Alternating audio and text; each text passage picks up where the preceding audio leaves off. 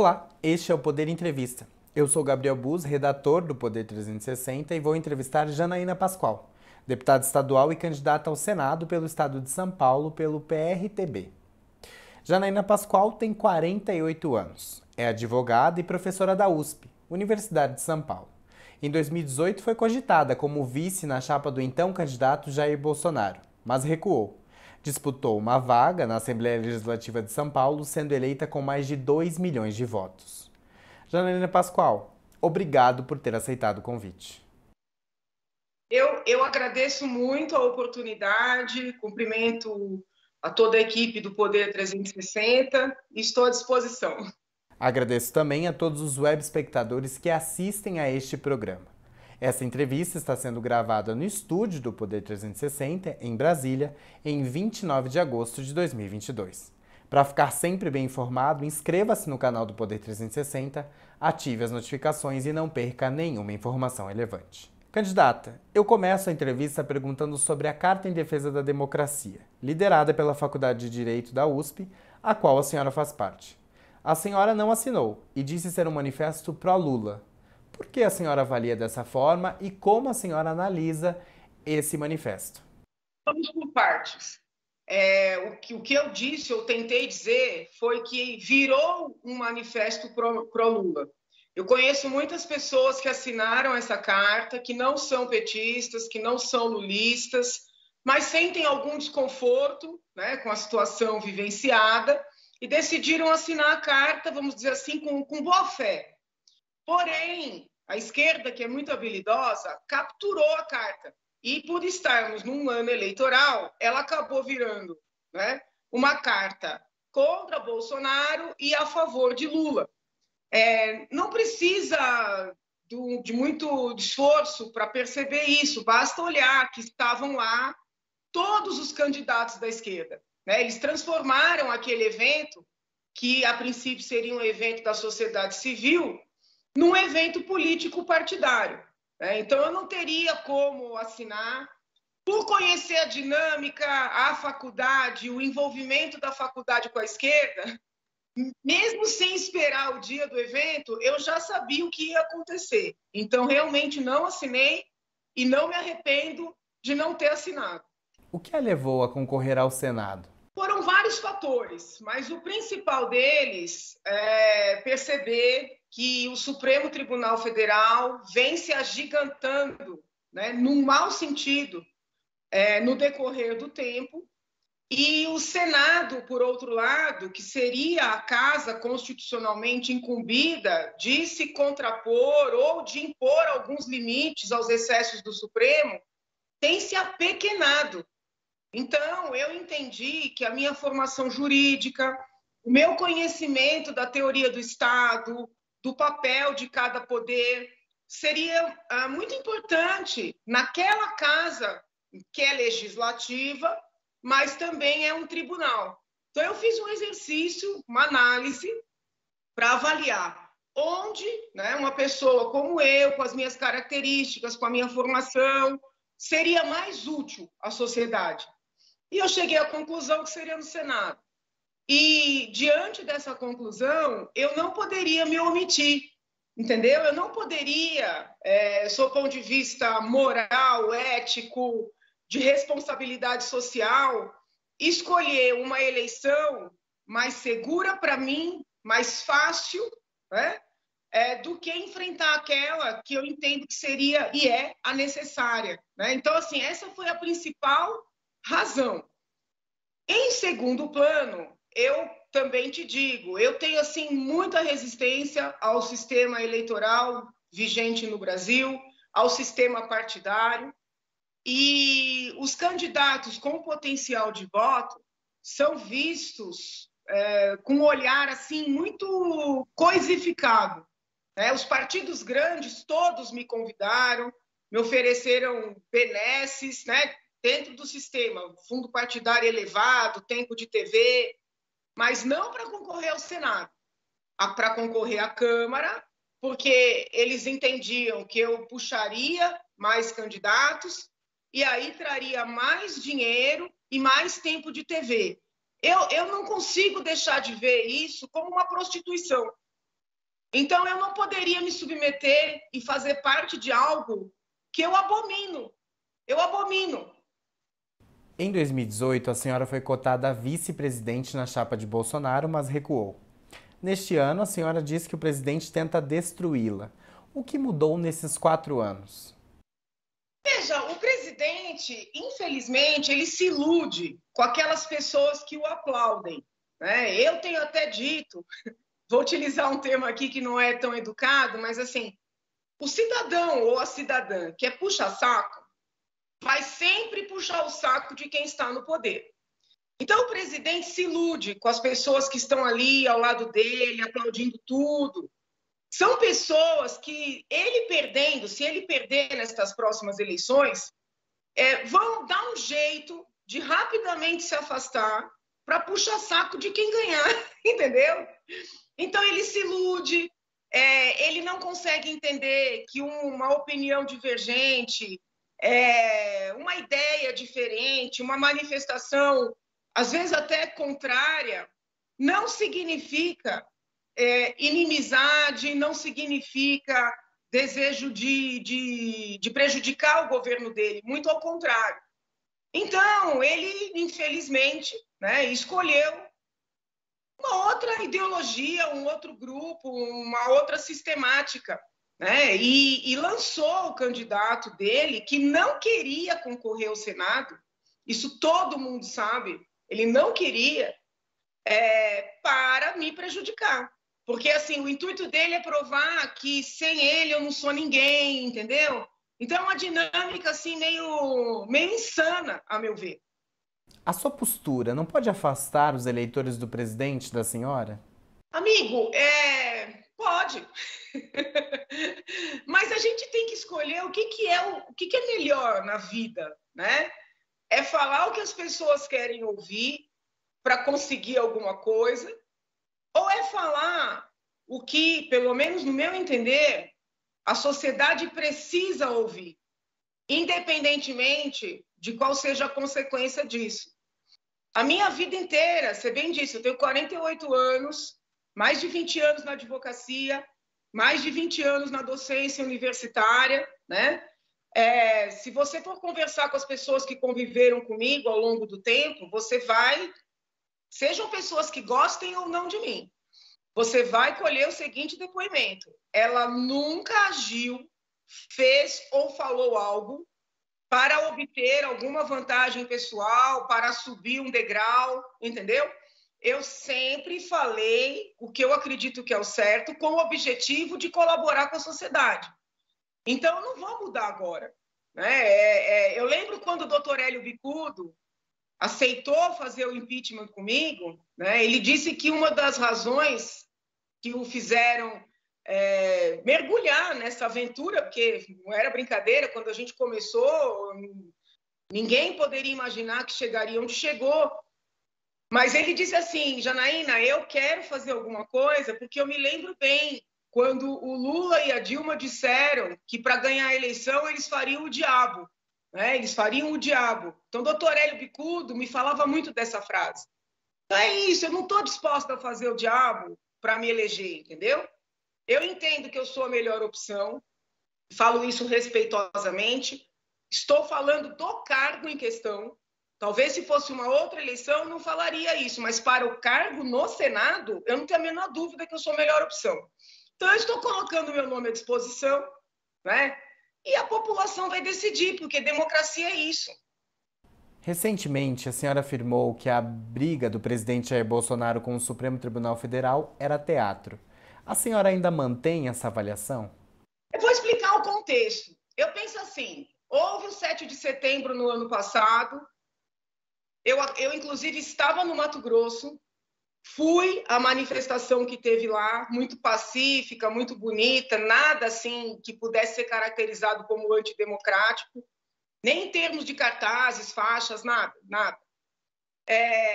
Aí, depois de um tempo, teve aquela situação da carta do Temer, entendeu?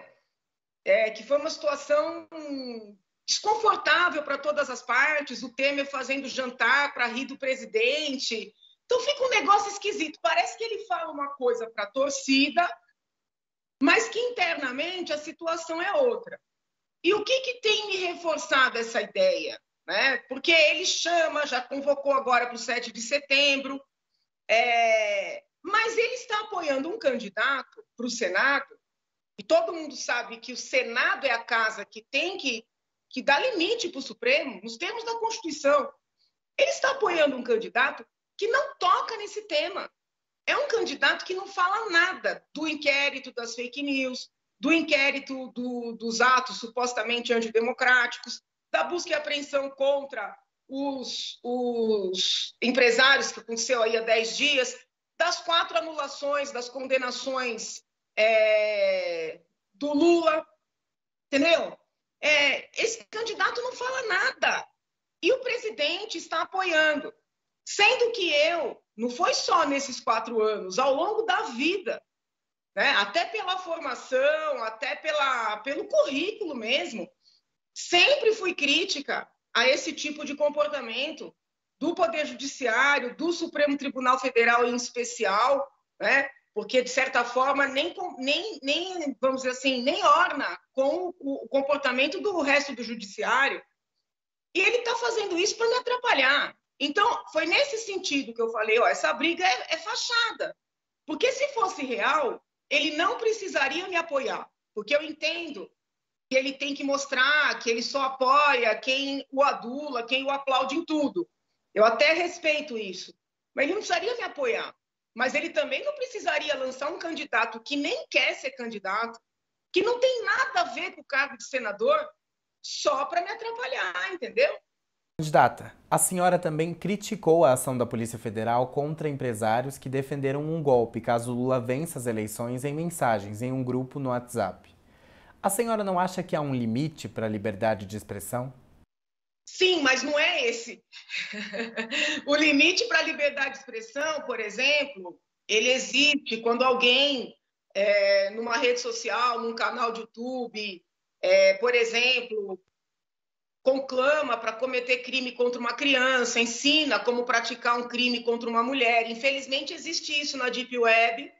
E eu, como professora e como advogada, sempre defendi que esse tipo de postagem, de vídeo, de publicação fosse retirada de circulação imediatamente. E vários advogados, juristas, dizem que não, entendeu? Que esse tipo de situação é coberto, vamos dizer assim, pela liberdade de expressão. Então, eu vejo alguns limites, sim, tá? Mas, neste caso, houve um comentário de uma das pessoas de que entre ter Lula e ter um golpe, preferiria um golpe, ou seja, é uma opinião, é um desabafo.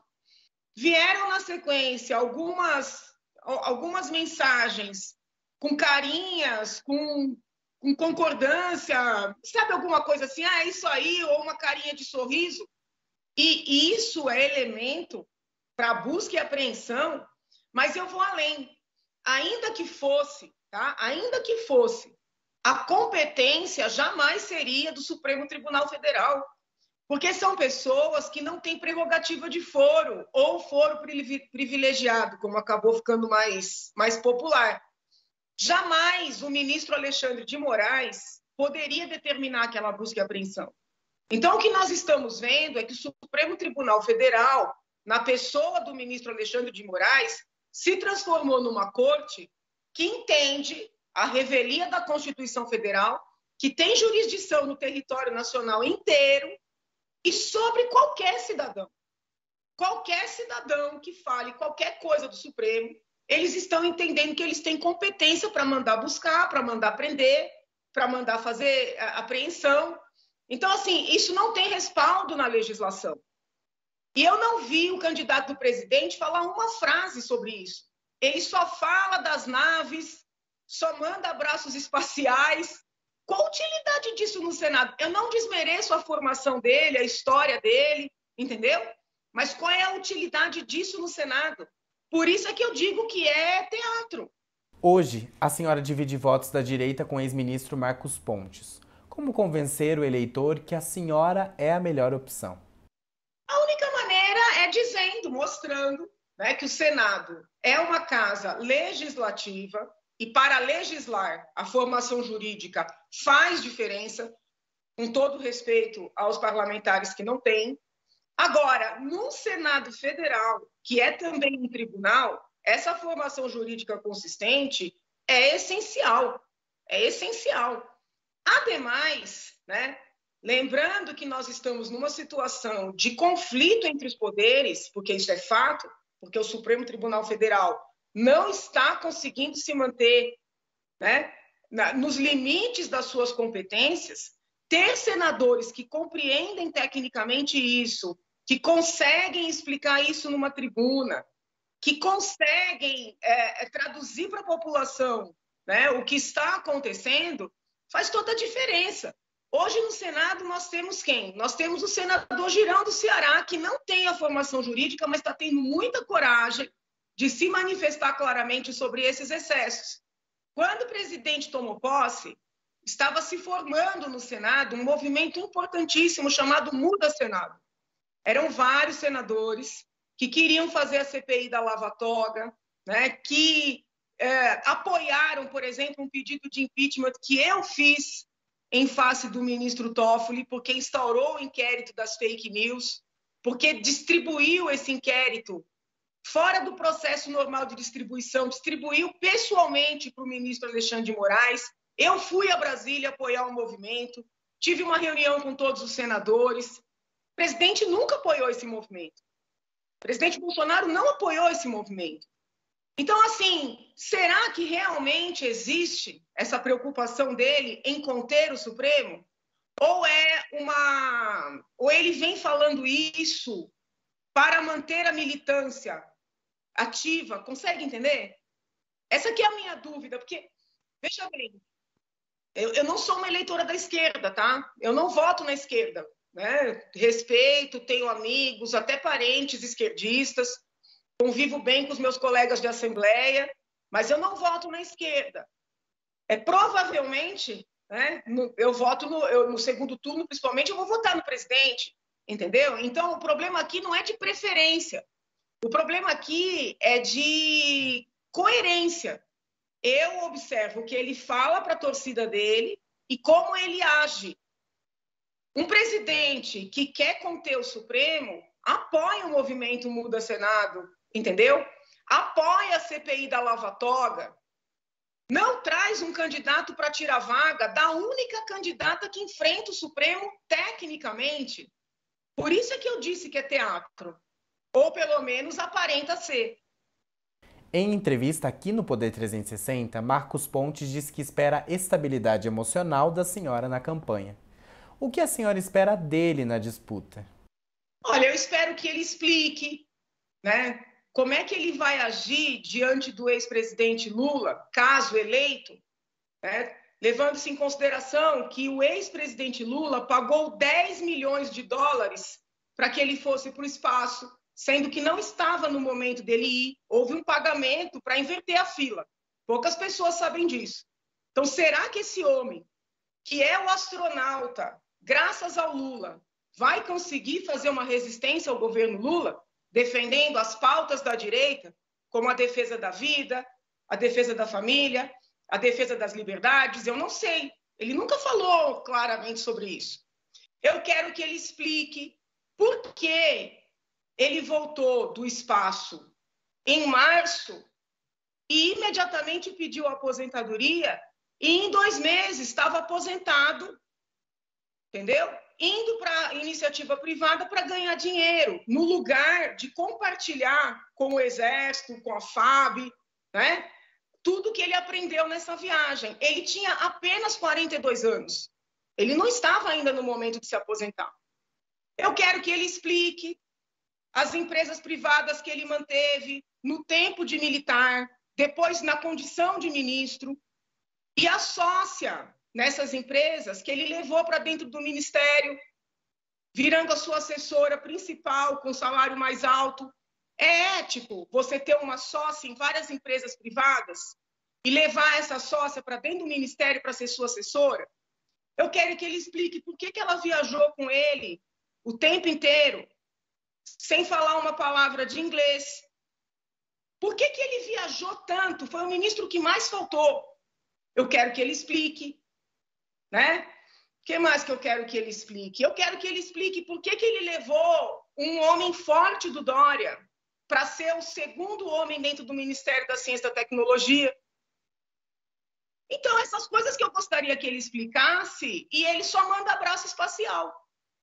As pesquisas apontam hoje o candidato Márcio França como favorito na disputa pela vaga do Senado em São Paulo. Quais estratégias a senhora busca para vencer as eleições? Amigo, eu estou falando a verdade.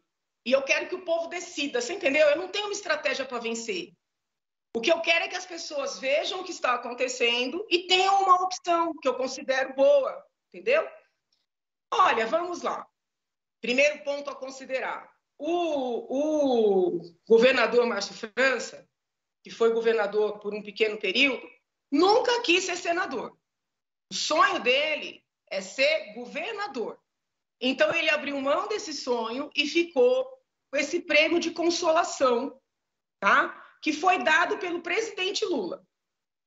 O governador Márcio França bateu no peito nas eleições para governo de 2018 que ele não era petista, que ele não era lulista. Quando o Dória dizia que ele era comunista, ele dizia que não. Como é que ele explica isso agora?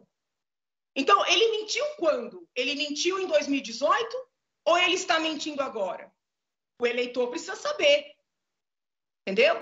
O eleitor precisa saber que se Lula ganhar, ele vira ministro e quem vai ficar na cadeira, a única cadeira do Senado de São Paulo, é o Juliano Medeiros, que é o presidente do PSOL, que defende legalizar droga, que defende legalizar aborto.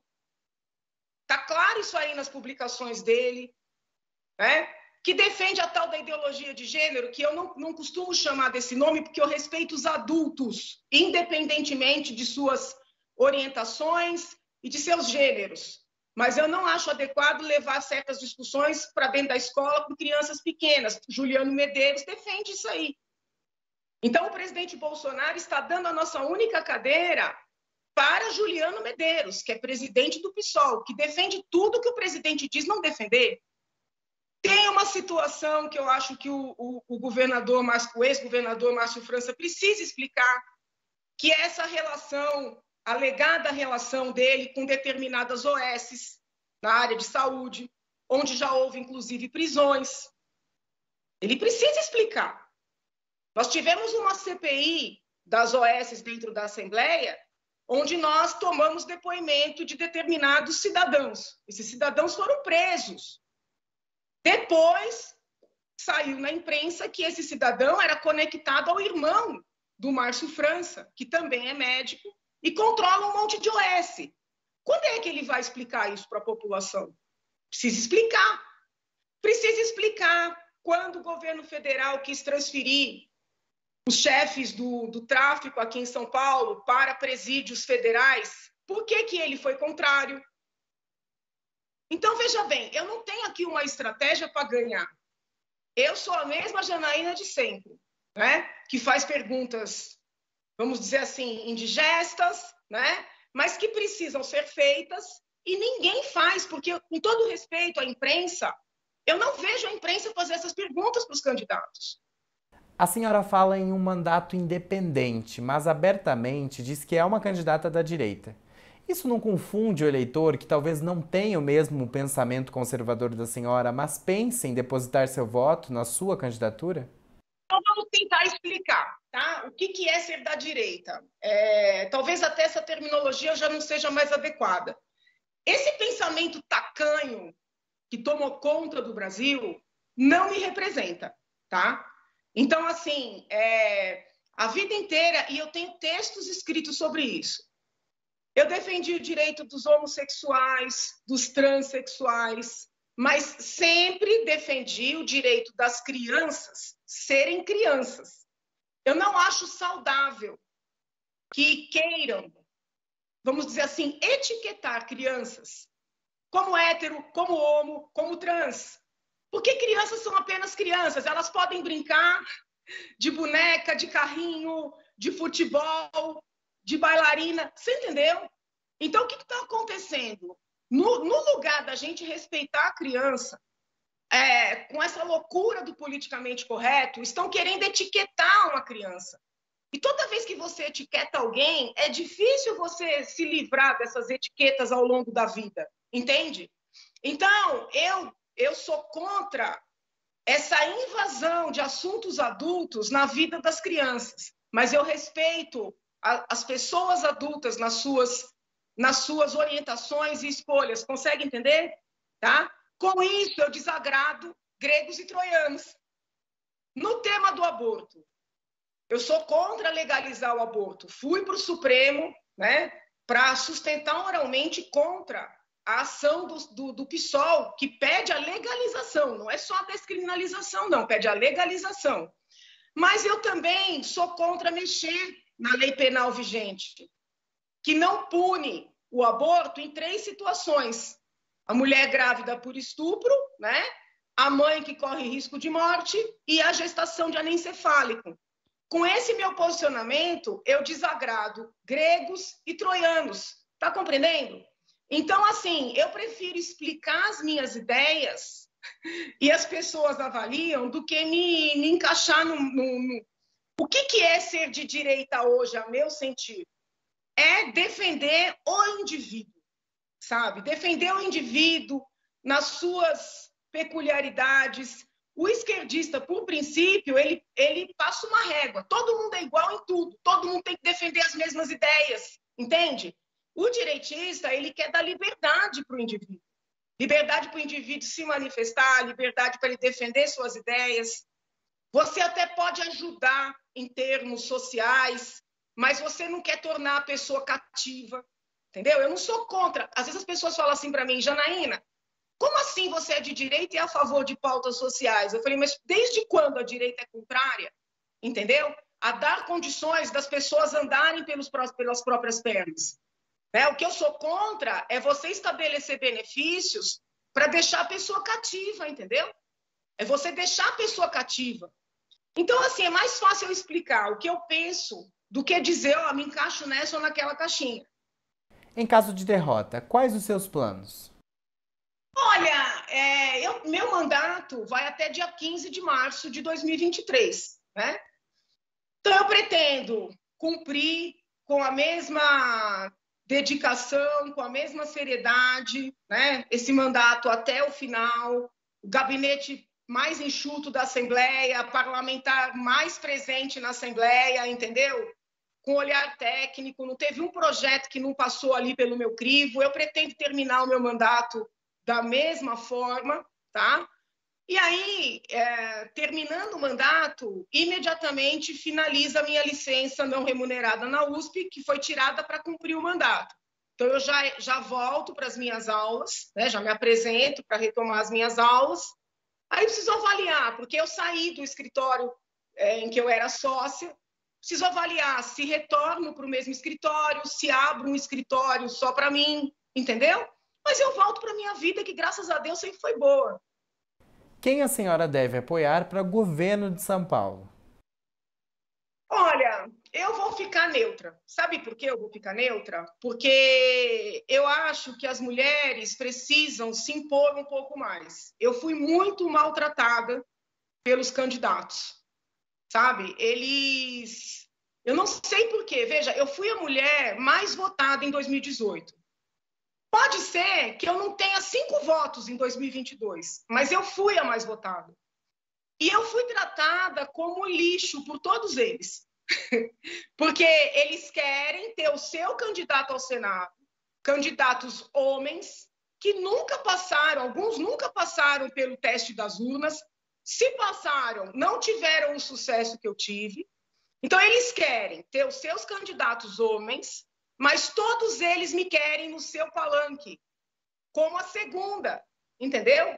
Tá? Por isso que eu fiz a brincadeira da outra. Não nasci para ser a outra, porque eu recebi essa proposta de todos eles. Só do Haddad que não, porque realmente a gente está em espectros opostos, né? E tô para dizer que o pessoal da esquerda não cometeria as grosserias que cometeram comigo. Tô para dizer, entendeu? Isso precisa ser dito. Ao longo da minha vida na universidade, eu fui muito maltratada por homens esquerdistas, fui muito discriminada, mas, assim, agora na política eu percebo um respeito maior, né? E a direita, impressionantemente, né, não me respeitou nesse processo. Eu fui chamada para ser suplente de homens que nunca tiveram... O próprio astronauta, ele tentou se eleger no passado pelo PSB, que é um partido de esquerda, isso precisa ser dito, não conseguiu ser eleito deputado. Como é que eles telefonam para mim com 2 milhões de votos e pedem para eu ser suplente dele? Com a maior cara de pau. Entendeu? Então, assim, não dá, sabe? Eu tenho que me valorizar, porque, assim, as meninas que querem entrar na política veem que as mulheres precisam se valorizar. Nós não somos apêndices, nós não somos costelas, entendeu? Não pode um homem me telefonar e mandar eu desistir da minha candidatura. Tarcísio fez isso comigo. Entendeu? Eu sou nascida, crescida em São Paulo. Quando ele veio se aconselhar comigo no meu gabinete, eu já era pré-candidata ao Senado. Com que direito ele me telefona e manda eu desistir? Não, eu vou ficar neutra. Hoje, as pesquisas indicam um eventual segundo turno entre Bolsonaro e Lula, que lidera no primeiro turno. Caso o presidente perca a disputa e não seja reeleito, a senhora avalia que ele aceitará a derrota? Eu não entendi isso. Ah, se ele vai aceitar a derrota? Tem que aceitar, amigo. Tem que aceitar. Isso tudo aí é bravata. É para deixar a militância dele atiçada, entendeu? Tem que aceitar. Nós vivemos numa democracia, nós vivemos numa república, nós temos uma Constituição Federal vigente, entendeu?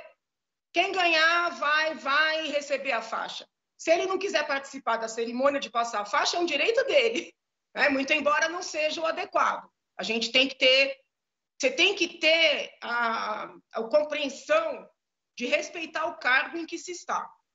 Entendeu? Então, se o outro ganhou, tem que passar a faixa. Se ele não quiser participar da cerimônia, tudo bem.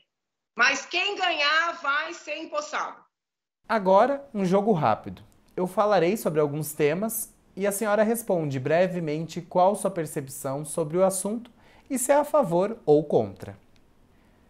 A senhora é a favor ou contra a legalização do uso recreativo da maconha, como está ocorrendo em vários países na Europa e também em vários estados dos Estados Unidos? Eu sou contrária. Eu entendo que, com relação aos medicamentos, são casos muito pontuais em que eles são, vamos dizer assim, eficazes, como naqueles casos de convulsões sucessivas, mas houve um alargamento muito grande do recurso a esses medicamentos, muitas prescrições indevidas, tem o lobby das farmacêuticas por trás, sou contrária. A senhora é a favor ou contra cotas para minorias em universidades? Minorias é um termo muito genérico, né? Mas, por exemplo, para negros, eu sempre fui favorável, inclusive era voto vencido na USP, meus colegas todos eram contrários, eu sempre fui favorável e entendo que o ideal seria nós conjugarmos a cota para negros com carência econômica, tá? E eu acho que a gente não pode ter um número muito grande de vagas nas cotas, porque senão acaba abrindo uma porteira. O que a gente tem que identificar são aquelas pessoas mais capazes dentro dos grupos que, por questões econômicas, históricas, têm mais dificuldade de alcançar. Você entendeu? Eu poderia ficar 3 horas debatendo com você esse tema, é um tema que eu gosto muito, mas eu sou favorável. A senhora é a favor ou contra privatizar a Petrobras? A gente pode discutir, nós temos um problema de falta de concorrência no refino, né? Então, eu acho que é uma questão que não deve ser tratada como tabu. Candidata, a senhora é a favor ou contra privatizar o Banco do Brasil ou a Caixa Econômica Federal? Olha, eu acho que seria bom privatizar, né? O Banespa privatizou aqui, acho que a gente não perdeu nada com isso. Eu acho que seria bom privatizar. A senhora é a favor ou contra as regras das leis trabalhistas, a CLT? Tem regras boas e regras ruins. Eu sou contra rever a reforma trabalhista que foi feita no governo Temer. A senhora é a favor ou contra a reforma administrativa, que torna mais fácil a demissão de funcionários públicos? Olha, a reforma administrativa, a gente só tem que tomar cuidado para não abrir portas para perseguições, tá? Porque, por exemplo, talvez se fosse mais fácil demitir, eu tivesse sido demitida da USP, porque eu tenho um pensamento completamente divergente lá, tá?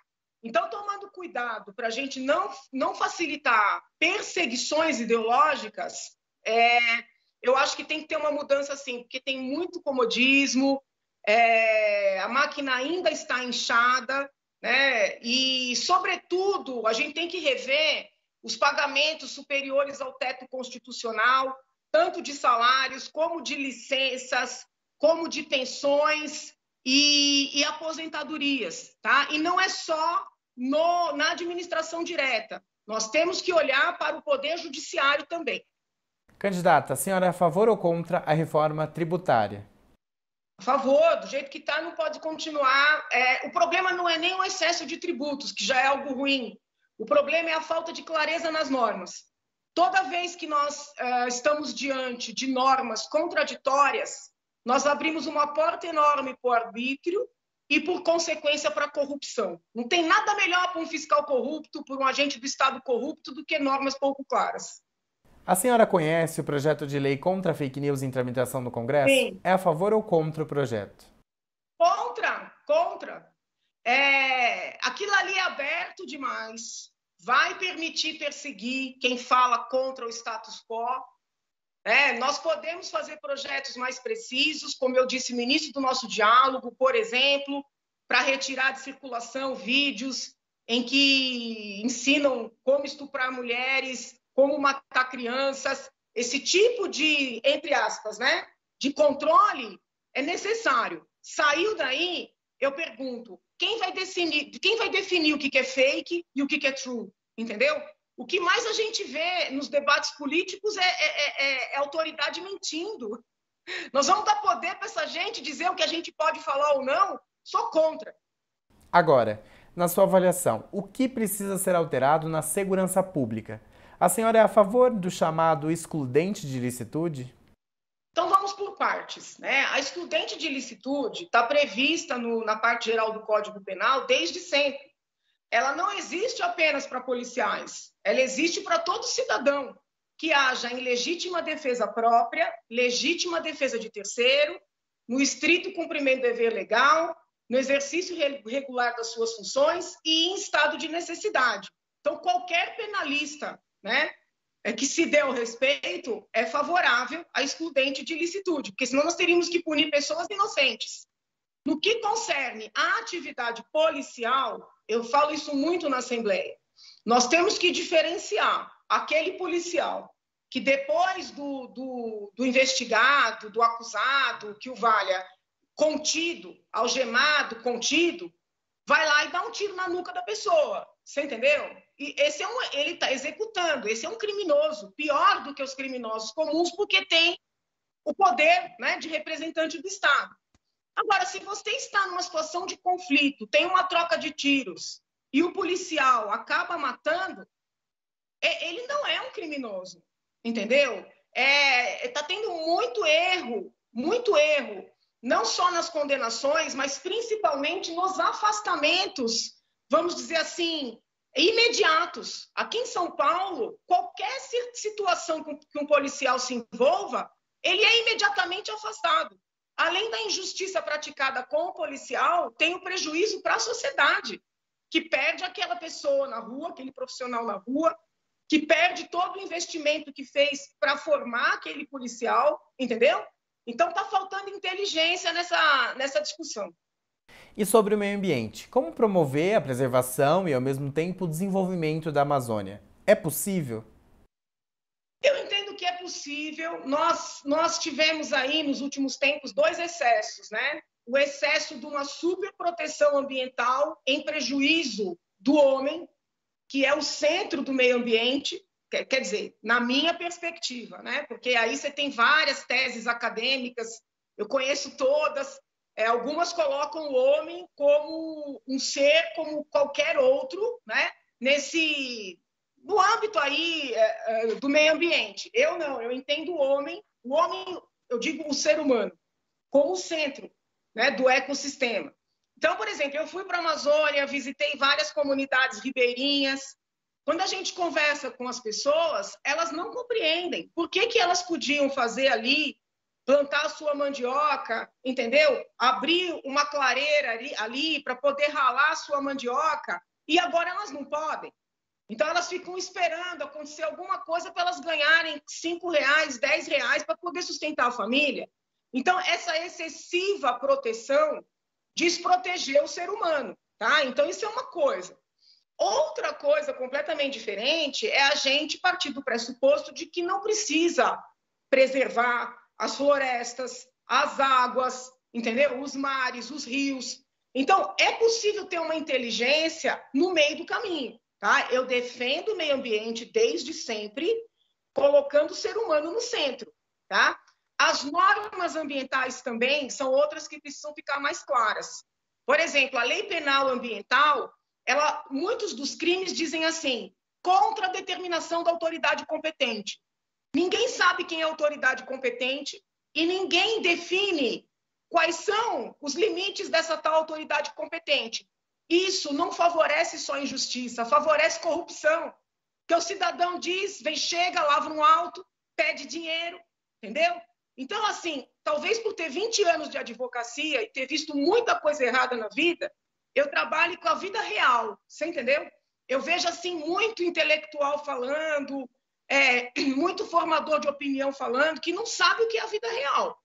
Aí fica, não, mas o fiscal falou, mas desculpa, o que mais tem é funcionário corrupto.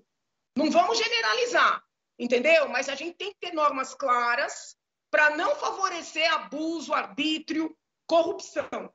Chega ao final esta edição do Poder Entrevista. Em nome do jornal digital Poder 360, eu agradeço a candidata Janaína Pascoal.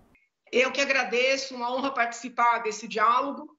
E às vezes eu sou muito dura, mas não sou brava. O povo acha que eu sou brava, não, eu sou firme, porque são muitos anos estudando o Brasil, me dedicando ao Brasil, e eu quero um Brasil bom para todos nós. Eu não quero que as coisas continuem como estão. Se eu precisar mentir ou me adequar, entendeu? Para ter uma posição, para ver tudo continuar como está, eu prefiro perder. Agradeço também a todos os web espectadores que assistiram a este programa. Essa entrevista foi gravada no estúdio do Poder 360, em Brasília, em 29 de agosto de 2022. Para ficar sempre bem informado, inscreva-se no canal do Poder 360, ative as notificações e não perca nenhuma informação relevante. Muito obrigado e até a próxima!